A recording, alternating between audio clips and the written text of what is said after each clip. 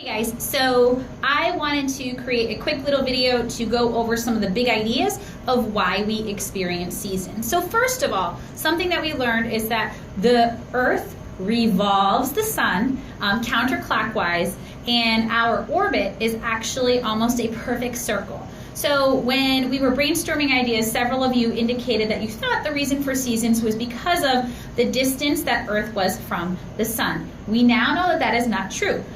We do travel in a near perfect circle when Earth is revolving the sun. When the Earth revolves the sun, it takes us 365.25 days to make one trip, which is what we call a year. The Earth's main reason for seasons is because of the Earth's tilted axis.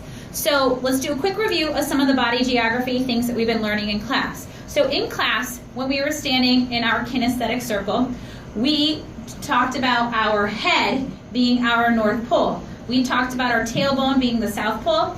We talked about North America as if we were doing the Pledge of Allegiance. South America was right below our belly button, and the equator was about above our belly button around our waistline. We also talked about China.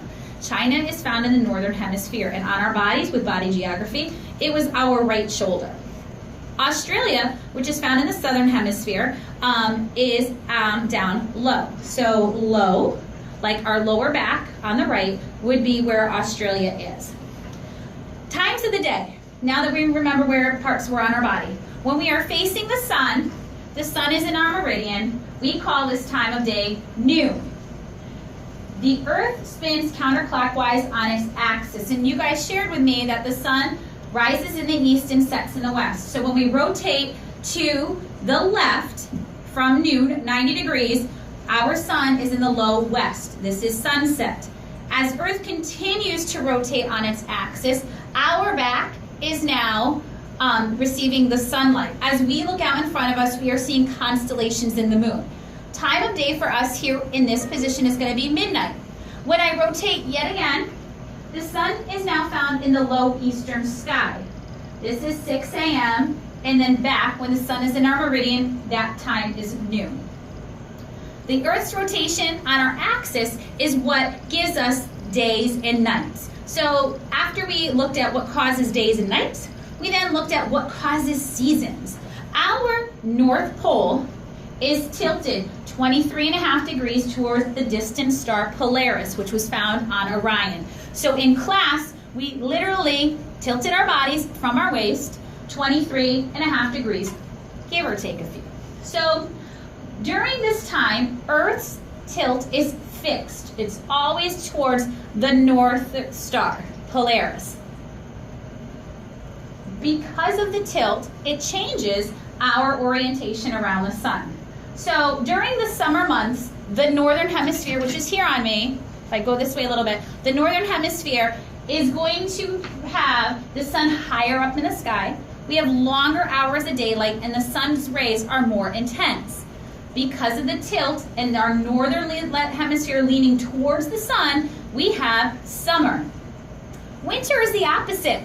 During the winter months, the northern hemisphere is leaning away from the sun.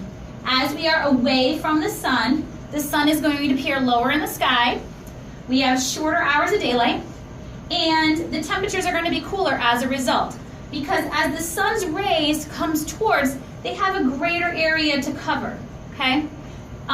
They are less direct, they are spread out. Versus when we are in summer, leaning towards the sun, those rays are actually more intense.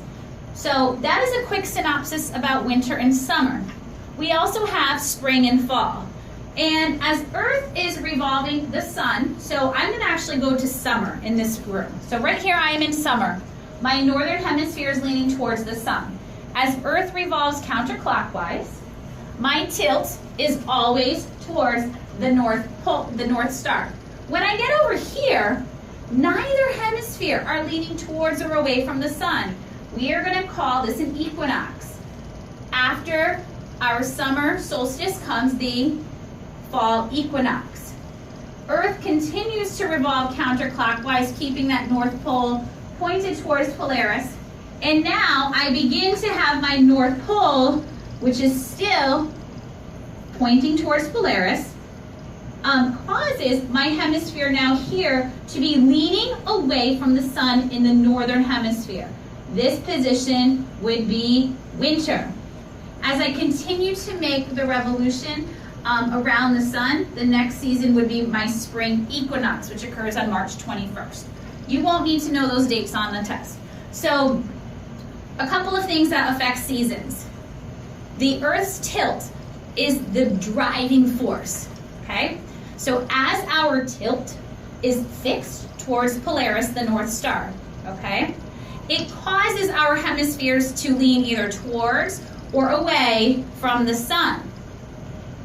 The Earth's revolution around the sun causes us to change position, which affect two things: the angle of rays that are hitting us here on Earth, as well as the length of days. So during the summer months, the angle of rays are more intense, and we have longer days. During the winter months, our days are shorter, and the sun rays are less intense. So those two things together create cooler temperatures. Now, in the lab that we did in class with the angle of rays, you clearly observed that when we took the flashlight and we held our flashlight directly above the surface of the graph paper, you observed that we actually had more light energy in that circle. As you began to bring your flashlight to 45 degrees, we didn't change the amount of light coming out of the flashlight, but we saw that that same light covered a larger area. It was more spread out. So during the winter, which was supposed to be like our 45-degree flashlight in class, that light covered a greater area, okay? So the light energy was less intense. So again, things that you need to know. The Earth revolves the sun counterclockwise. It takes 365.25 days for the Earth to do this. The Earth's North Pole is tilted and fixed towards Polaris. This tilt and revolution are the causes for our seasons. And I'm going to leave you with this last final thought, as I've shared with you in class. Angle of rays, length of days, nothing to do with how far away. That is why the seasons change. I hope that this video has helped spark some of what we've learned in class as you are at home trying to study and prepare and work on homework. So good luck on your upcoming assessment, and I hope this video suits you well and helps you out when you're at home. Thanks, guys.